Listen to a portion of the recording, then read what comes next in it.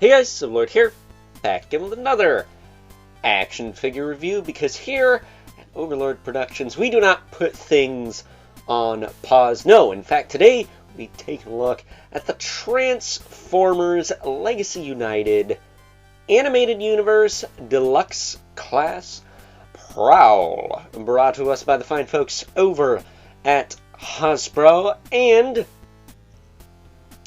good old Shmeebay, because he done sold out on Amazon and I couldn't find him on Big and Bad Toy Store. So shout out to whomever I purchased this figure off from on eBay for not only selling him for a really fair price, but also getting him to me relatively quickly. Didn't even take a week. So yeah.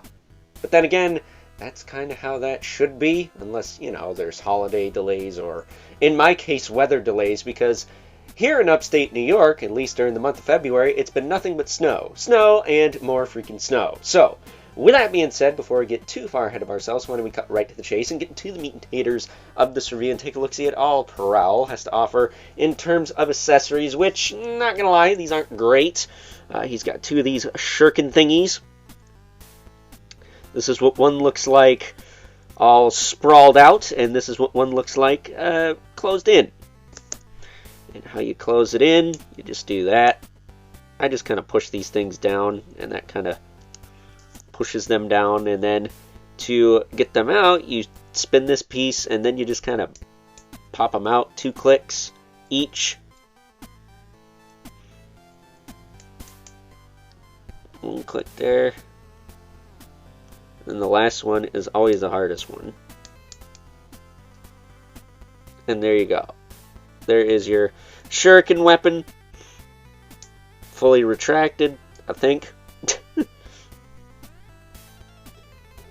Not retracted. What's the word I'm looking for? Extracted? Whatever. And you can put it in his left hand only. It doesn't really fit in the right. I mean, you can put it in there, but it's fairly loose and it's just going to fall out anyway, so that kind of sucks, but it is what it is. That said, if you want to, you can store them on the wheels here, so you can put one here, as long as that's folded up all the way. Put one there, and then you can put the other one on the other side, like so. And there you go. Now you've bulked up his legs a little bit. But, you know, the Transformers animated aesthetic. Prowl's a pretty nimble guy, so I don't know if that necessarily works in his favor or not, but I think it looks fine.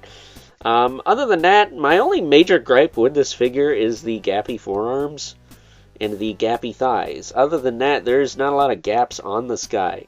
And not for nothing, the forearms bug me more because they could have made these things fold up and over that. Giving him a clean forearm, but instead we get this junk hanging off the back, but it's not that big a deal. That said, look at the size of that chin. That's enough to make the Crimson Chin blush. That said, side note, Prowl was voiced by good old Jeff Bennett, aka Johnny Bravo, as well as, of course, Brooklyn in Gargoyles, which if you're subscribed to this channel, you probably know him better as that.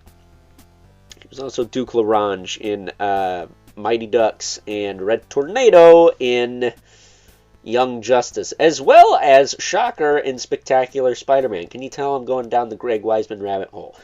But at any rate, as far as Prowl's articulation goes, his head is on a ball joint, and he can look way up. He can look down. He can tilt really well. And of course look side to side. Be mindful of his little back thingies.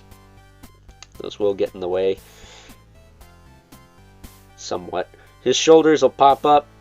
Go back down. They'll rotate forward and back. He does have a bicep swivel. Those are not on ball joints. At least I don't think they are. No, they're on hinges.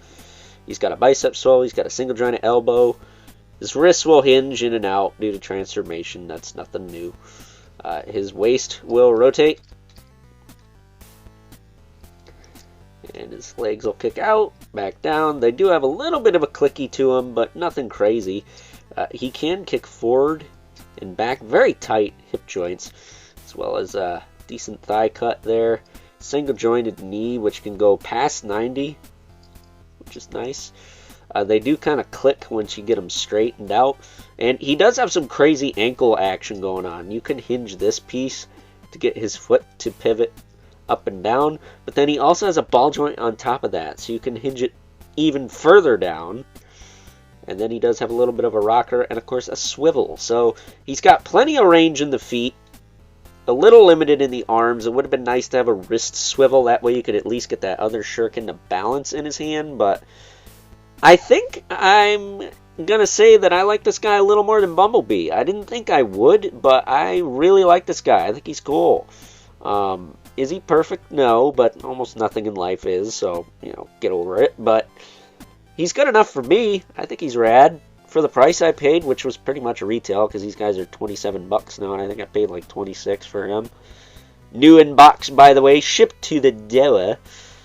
But yeah, man, he's a cool figure. I dig it.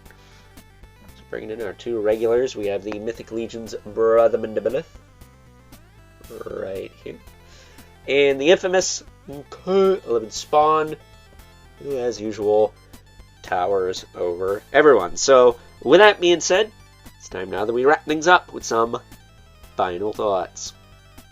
Overall, and of the 3 Autobots we have from this animated universe subline thus far, I'm going to go out and say that good old Prowl here is probably my second favorite to the Optimus Prime. Nothing against Bumblebee.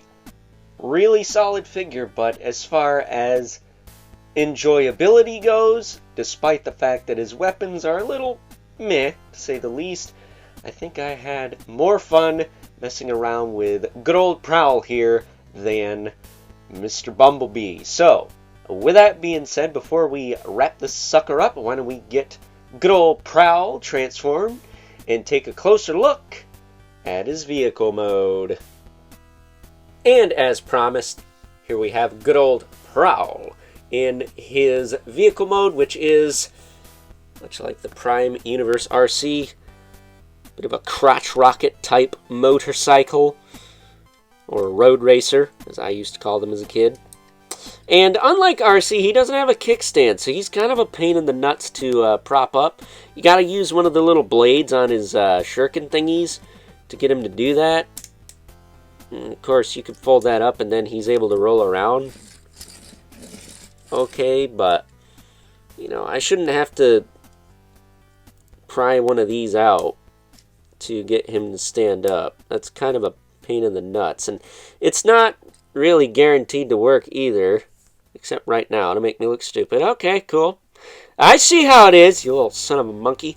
But usually it is a pain in the arse to get that to sit up, so keep that in mind. And not for nothing, he does have some hollow spaces, like I can stick my finger in there, stick my finger in there. I think there's another spot up here.